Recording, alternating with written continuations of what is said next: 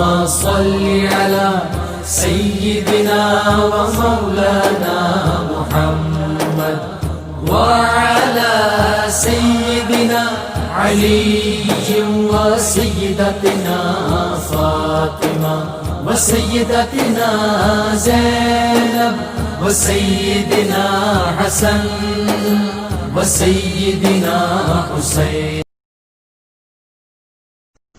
اعوذ باللہ من الشیطان الرجیم. بسم اللہ الرحمن الرحیم. الحمد للہ رب العالمین والصلاة والسلام علی اشرف الانبیاء والمرسلین واہل بیتہ الطیبین الطاہرین المعصومین. اما بعد.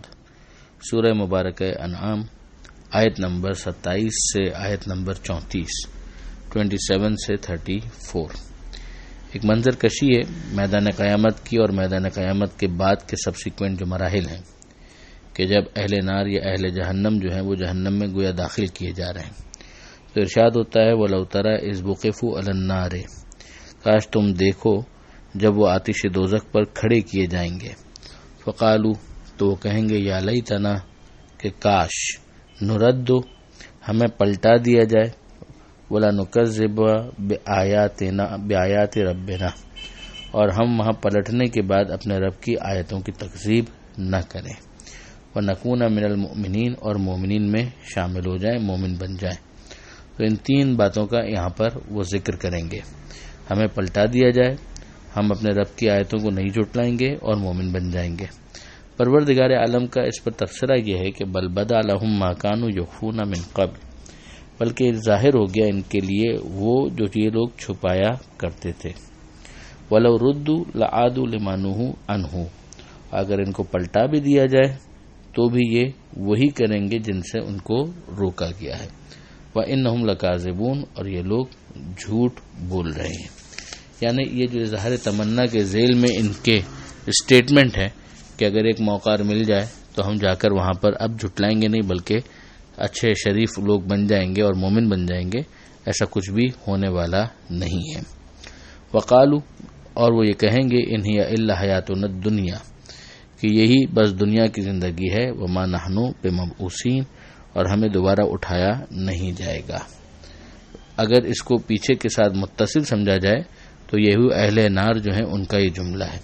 اور یہی جملہ ہم جانتے ہیں کہ جو مادیین ہیں، جو دہریین ہیں، کہ جو خدا کے قائل نہیں ہیں، قیامت کے قائل نہیں ہیں، ان کا بھی یہی کلمہ ہے. مزید ارشاد ہوتا ہے کہ وَلَوْ تَرَىٰ إِذْ وُقِفُوا عَلَىٰ رَبِّهِمْ، اور کاش دیکھو وہ موقع جب وہ ٹھہرائے جائیں گے اپنے پروردگار کے سامنے. اب ظاہر ہے کہ یہ مجازی طور پر ہے کہ وہ جب پیش پروردگار ہوں گے یعنی حساب کتاب کی منزل پر ہوں گے. قَالَ أَلَيْسَ هَٰذَا بِالْحَقِّ، تو وہ کہے گا کیا یہ حق نہیں ہے.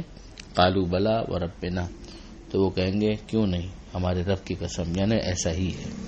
قَالَ فَذُوقُوا الْعَذَابَ بِمَا كُنتُمْ تَكْفُرُونَ، تو خدا فرمائے گا کہ چکھو عذاب تمہارے کفر کی وجہ سے، جس کا تمہیں سامنا ہے اس عذاب کو چکھو. اور اس کی وجہ کیا ہے؟ تمہارا کفر، یعنی تم نے کفر کیا جس کی وجہ سے یہ عذاب تم کو چکھنا پڑ گیا. اس کے بعد ارشاد ہوتا ہے قد خسر الذین کذبوا بلقاء اللہ، یقیناً گھاٹا اٹھایا، خسارہ اٹھایا، نقصان اٹھایا ان لوگوں نے جنہوں نے اللہ سے ملاقات، اللہ کی ملاقات کو جھٹلایا اور تکذیب کی. یہ ہم دیکھ چکے ہیں آیت نمبر 12 اور آیت نمبر 20 میں بھی اس سے پہلے خسارے اور گھاٹے کا ذکر آیا ہے. یہاں پر خسارے کو مربوط کیا گیا ہے، لنک کیا گیا ہے انکار قیامت کے ساتھ، کہ اگر اللہ کی ملاقات، جو بندوں کے ساتھ اللہ سے کی ملاقات ہونی ہے، اگر کوئی اس کی تکذیب کرتا ہے، جھٹلاتا ہے، تو یقیناً وہ خسارہ اٹھانے والا ہے.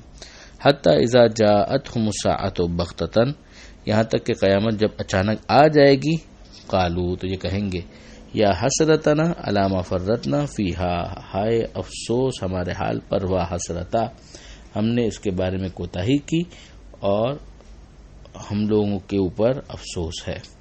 وہم یحملون اوزارہم علی ظہورہم، اور وہ اٹھا رہے ہیں اپنے بوجھوں کو اپنی پشت پر. الا ساء ما یزرون، آگاہ ہو جاؤ کہ کیا برا بوجھ ہے جو وہ اٹھا رہے ہیں. وما الحیات الدنیا الا لعب ولہو، اور نہیں ہے دنیا کی زندگی مگر کھیل تماشا. یعنی اب ظاہر ہے کہ قیامت کے مقابلے میں اگر کوئی دنیا کو اہمیت دینا شروع کر دے تو دنیا کی کیا حیثیت ہے قیامت کے مقابلے میں سوائے اس کے کہ اسے کھیل تماشے سے تعبیر کیا جائے. یہ الگ بات کہ جب انسان دنیا کی زندگی کو سنجیدگی سے گزارے گا اور دنیا میں رہ کر دنیا کا نہیں ہوگا تو پھر قیامت کے لیے تمام تر ثواب بھی یہیں سے فراہم کیا جائے گا.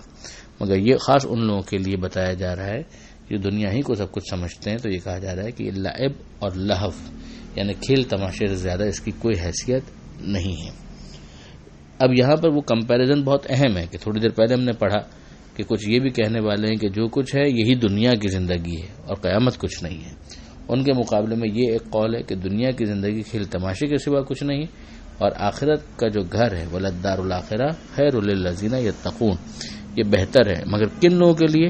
ان لوگوں کے لیے کہ جنہوں نے تقوی اختیار کیا جو پرہیزگار ہیں. تو پرہیزگار وہ کہاں پر تھے؟ دنیا کے اندر پرہیزگار تھے.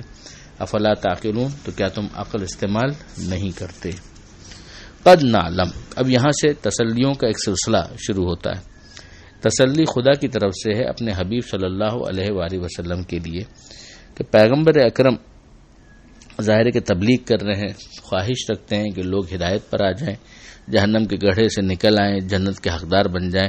اور اس میں بھی بہت سے ایسے ہیں کہ جو ہٹ دھرمی کی وجہ سے ابو جہل کی طرح یا ابو لہب کی طرح دین اور ہدایت سے دور رہتے ہیں. یہ بات ظاہر پیغمبر اکرم کے لیے انتہائی اذیت کا باعث تھی. اس پر خالق نے بطور تسلی و دلجوئی یہ آیتیں اتاری. تو ارشاد ہوتا ہے قد نعلم ہمیں معلوم ہے انہ لیحزنک الذین یقولون کہ یہ لوگ جو کہتے ہیں اس سے آپ کو بڑی تکلیف ہوتی ہے، رنج ہوتا ہے. فإنہم لا یکذبونک تو یہ لوگ آپ کو تھوڑی جھٹلا رہے ہیں. ولکن الظالمین بآیات اللہ یجحدون بلکہ یہ لوگ تو اللہ کی آیتوں کا انکار کر رہے ہیں. جو ظالم ہیں یہ اللہ کی آیتوں کا انکار کر رہے ہیں، یعنی یہ انکار آپ تک محدود نہیں رہتا بلکہ یہ انکار خدا تک پہنچ جاتا ہے. یہ تسلی دینے کا ایک انداز ہے. پھر اس کے بعد دوسری تسلی ہے جس میں ارشاد ہوتا ہے وَلَقَدْ كُذِّبَتْ رُسُلٌ مِّن قَبْلِكَ آپ سے پہلے بھی تو رسولوں کی تکذیب کی گئی، جھٹلایا گیا. فَصَبَرُوا تو انہوں نے صبر کیا، عَلَىٰ مَا كُذِّبُوا جو ان کی تکذیب کی جا رہی تھی اس پر انہوں نے صبر کیا، یعنی وہ اپنا کام کرتے رہے، انہوں نے اپنے کام کو ترک نہیں کیا. وَأُوذُوا ان کو اذیت دی گئی حتی اتاہم نصرنا یہاں تک کہ ہماری مدد پھر آ گئی. ولا مبدل لکلمات اللہ اور اللہ کی باتوں کو کوئی تبدیل کرنے والا نہیں ہے. وَلَقَدْ جَاءَكَ مِن نَبَإِ الْمُرْسَلِينَ اور آپ کے پاس تو رسولوں کی خبریں آ چکی ہیں. یہاں پر یہ صفحہ مکمل ہوتا ہے، یعنی آیت نمبر 34 یہاں پر مکمل ہوتی ہے. جو باقی دو تسلیاں ہیں وہ اگلے صفحے پر انشاءاللہ آئیں گی. پروردگار عالم سے دعا ہے قرآن مجید سمجھنے اور اس پر عمل کرنے کی توفیق عطا فرما اور وارث قرآن امام زمانہ کے ظہور میں تعجیل فرما. وآخر دعوانا ان الحمد للہ رب العالمین والسلام علیکم ورحمۃ اللہ وبرکاتہ.